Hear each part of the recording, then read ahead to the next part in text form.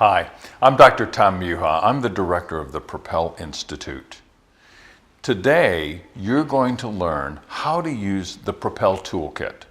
PROPEL is an acronym for 6 positive psychology principles: passion, relationships, optimism, proactivity, energy, and legacy. These positive psychology principles are based on the science of optimal functioning. And you, as a healthcare provider, will benefit significantly from learning how to increase your level of satisfaction and your ability to engage with coworkers and patients. You know, if you're struggling, you're not alone.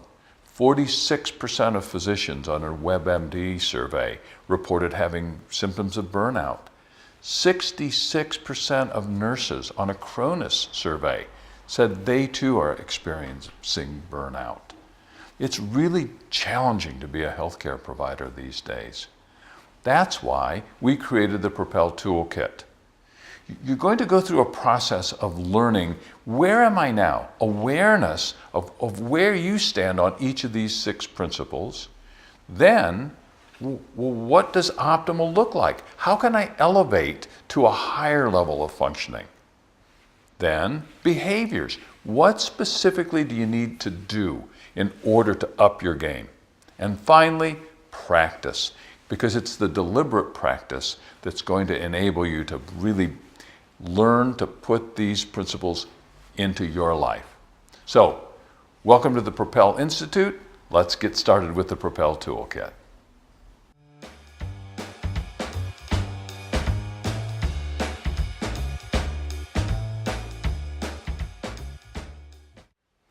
Hello, I'd like to introduce Jen. Jen's a PA who's here today to learn how to use the 6 PROPEL principles in her professional practice as well as her personal life so she can up her level of satisfaction and success on the job.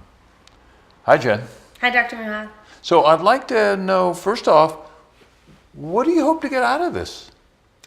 I think I would really like to learn how to be at my best every day, and bring that to the table, that energy, and, learn to kind of continue to grow as a healthcare provider so that I can provide the best care I can for my patients. Do you find it, sometimes it's a struggle to be at your best?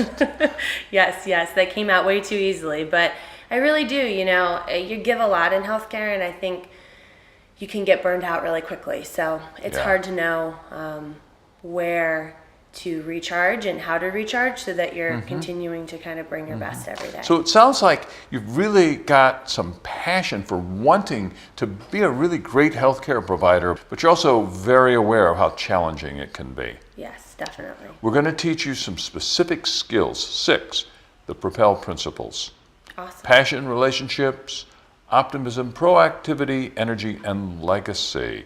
We're going to start first with passion.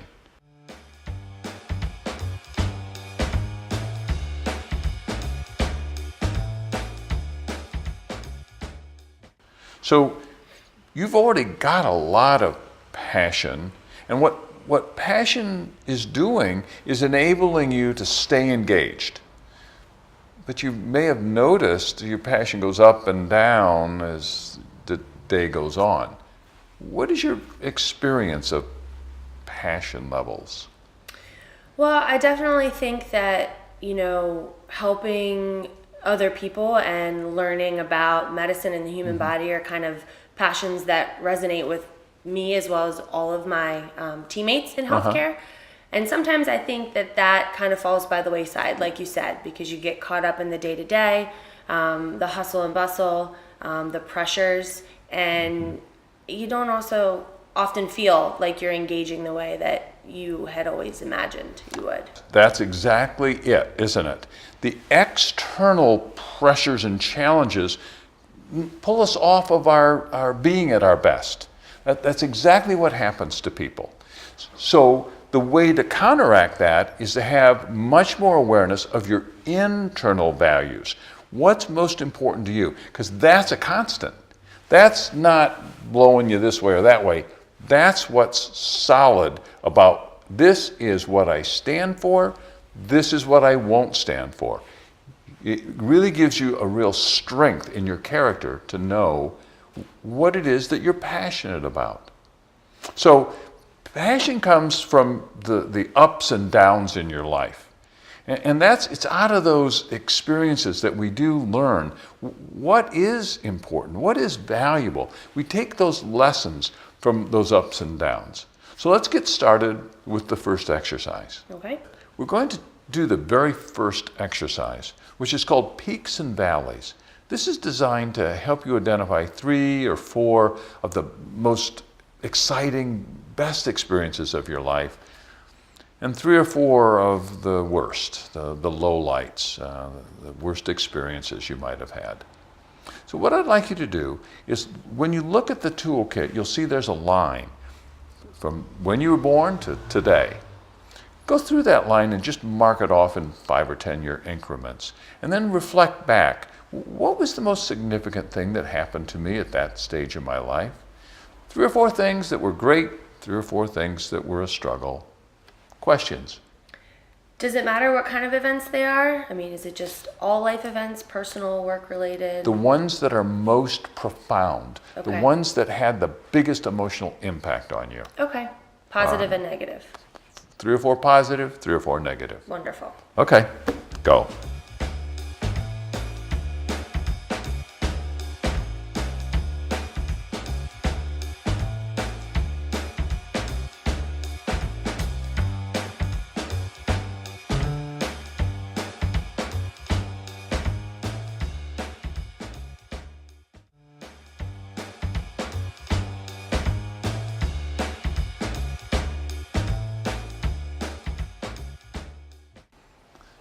Jen, what were some of the highlights and lowlights that came up for you in that peaks and valleys exercise?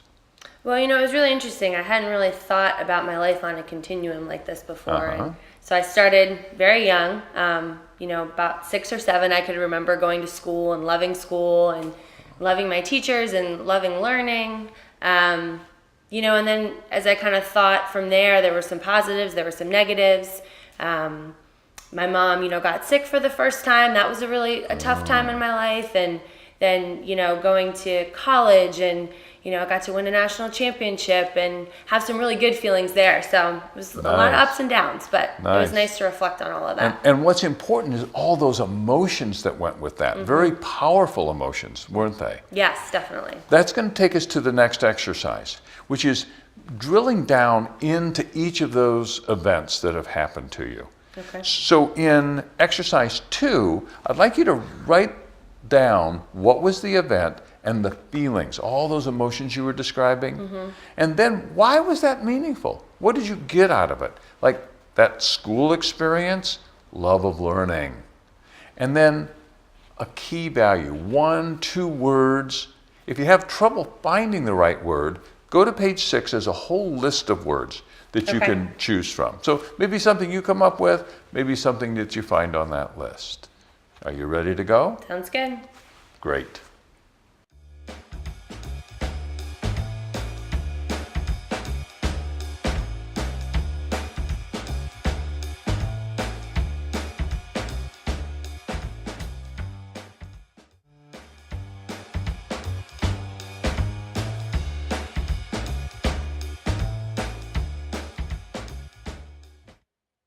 So Jen, what did you get out of that exercise of drilling down into each of those significant life events? Well, it took a little bit of time and a lot of reflection, but it was really neat because, I don't think I've ever really thought, how did this experience yield me to come up with one word that defines the lesson or the value that I got from that experience? So it was really helpful, actually, to kind of see what might be important to me. And that's exactly true for everybody.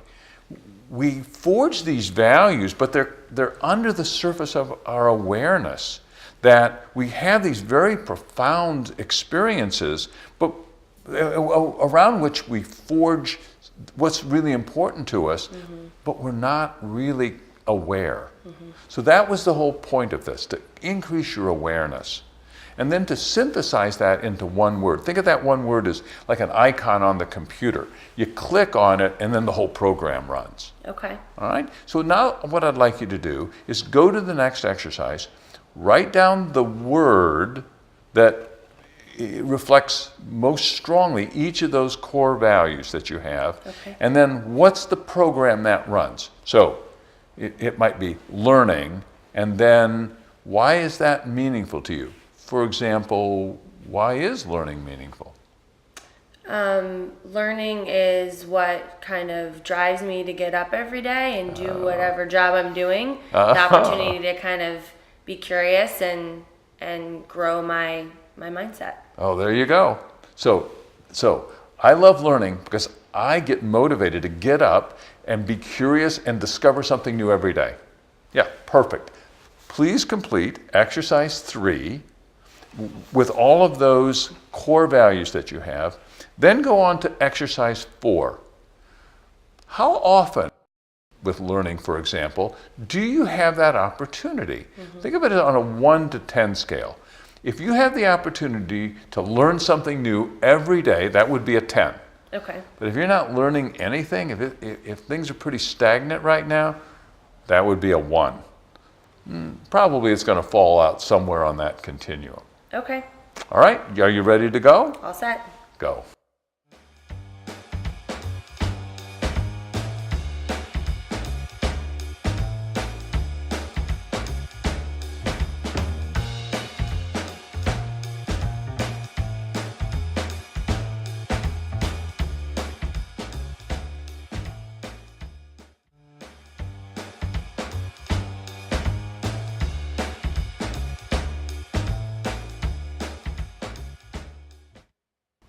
So Jen, what did you learn from these 2 exercises around identifying 3, 4, 5 core values, and then thinking about how consistently am I living those values?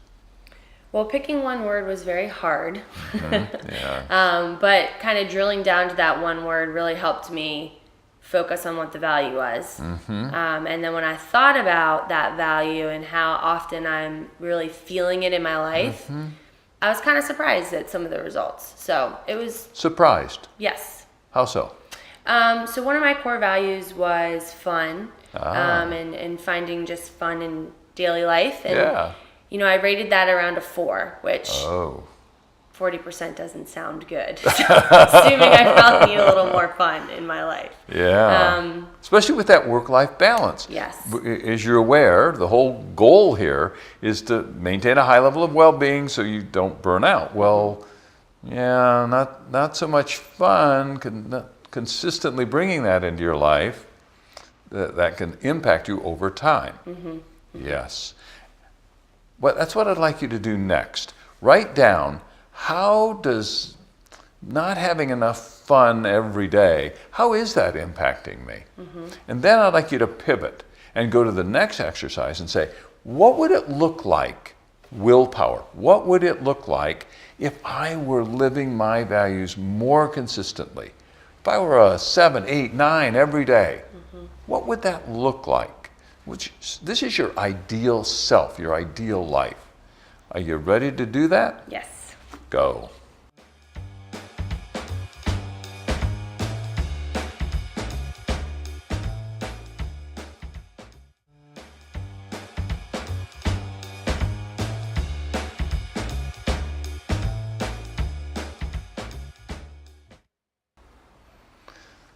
So you looked at your ideal life, your best self. Tell me about that. What did you learn about your dream lifestyle? Well, so I kind of thought in the future couple years what my life would look like. Yeah. And having those values as something to go back to, I kind of tried to incorporate them. Yes. And it did kind of build this picture that got me really excited about what it could look like. So, you know, for my core values, I had community, I had fun, I had learning, and I had self-love.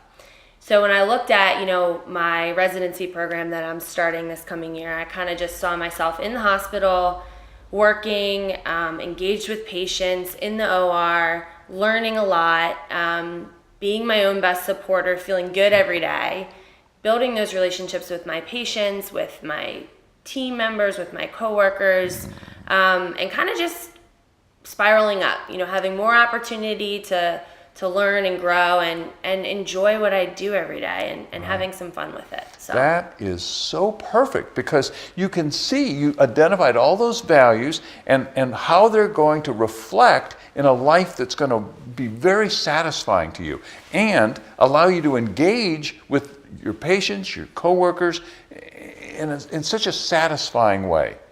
Excellent, excellent. Well, it's nice to dream big. Yes.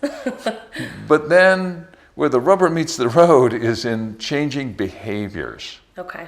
So that's the next thing that I'd like you to do, is think about, well, what would be my goal? Like over the next 6 months, we don't change overnight. We have a great idea. We have to do that practice.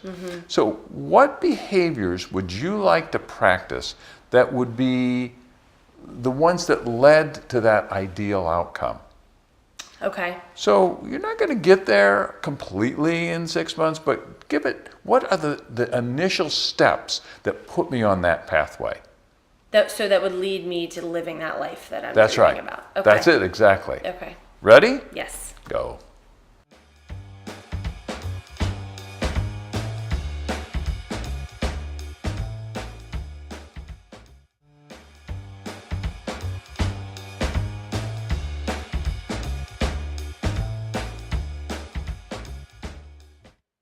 Jen, what did you learn from setting a specific 6-month goal?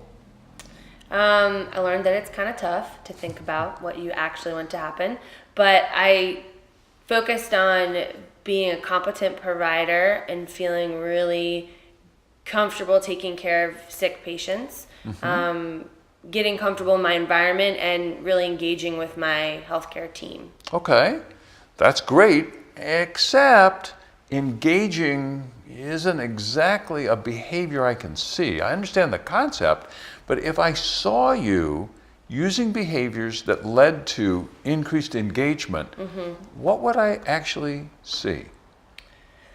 So I guess I would see myself, walking onto a hospital floor and talking to my patient and talking to their nurse and talking to their physical therapist and asking their input and having a discussion about that patient and being open to hearing other people's opinions about steps in care. That's perfect. So the behavior that I would see is you would be curious, that learning piece of you would be asking those questions, learning from multiple sources what's going on with that patient. Then I would see you having some sort of dialogue with your provider group about what's going on, what are we going to do to help this patient. Excellent. So go back and just make a note to yourself that what I'm going to do, the behavior that I'm going to work on, is walking onto units, and I'm going to bring my learning mindset. And the behaviors that people will see are asking questions. Okay. All right? Great.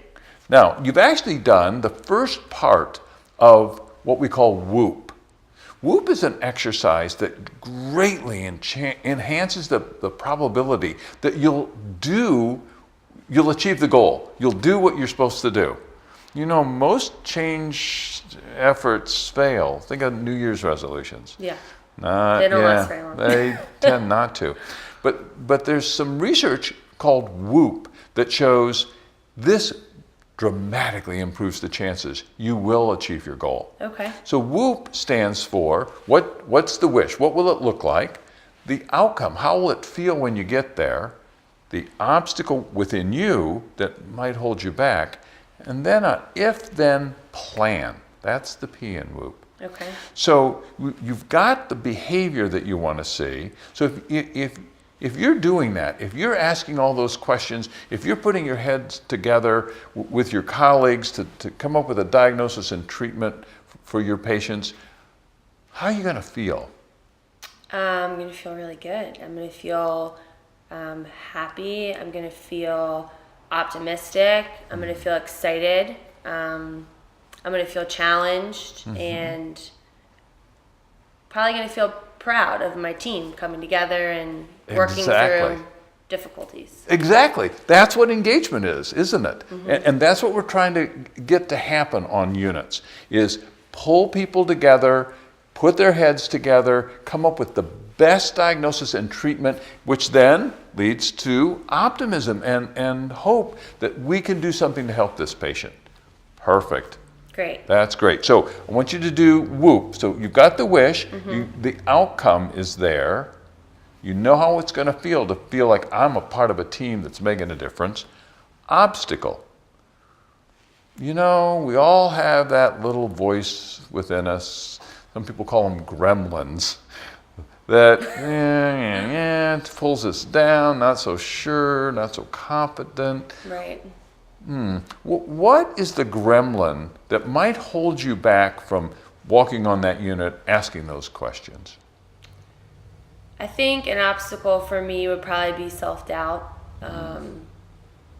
You know, do I know enough to take care of this patient? Am I making the right choice? Am I being received well by other people? Am I coming across as too authoritative or too wishy-washy, or, you know, allowing myself to be too attached to what people are thinking about me? Right. Maybe? Right. So too worried about, exactly, what do other people think of me? So that's the gremlin. Yeah. You know what? Almost everyone has that gremlin within them. So if you hear that voice that's too concerned about what other people are thinking, then what could you tell yourself? I could tell myself that I've been in this situation before. I've been able to develop rapport and work with people. I could get, you know, curious about the people that I'm working with and try to know them better so I understand how to interact more effectively. And you notice what you're talking about are your values. Yeah, actually, yes. Exactly. I can turn to my values. I relate well to people. I love learning. I can use curiosity. You're talking about all the things that are important to you. So that's right. If the gremlins are, oh, who do you think you are? And what are other people going to think of you? Then you pivot and say, I know what's important to me. I know what works for me. Learning, curiosity, community, connecting to people. Yes, definitely. And then you're empowered to actually do those new behaviors. Okay, I like that. That sounds All right? good. So, are you ready to do the exercise? I am. Go.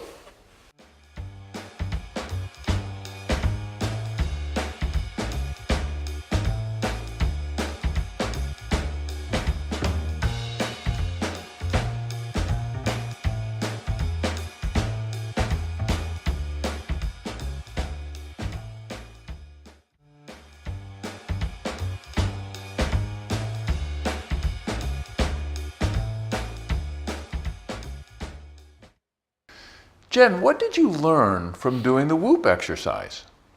So it was really nice to develop that wish, and then when the obstacle comes up, think about, you know, why, and then kind of develop a short and sweet plan of how to.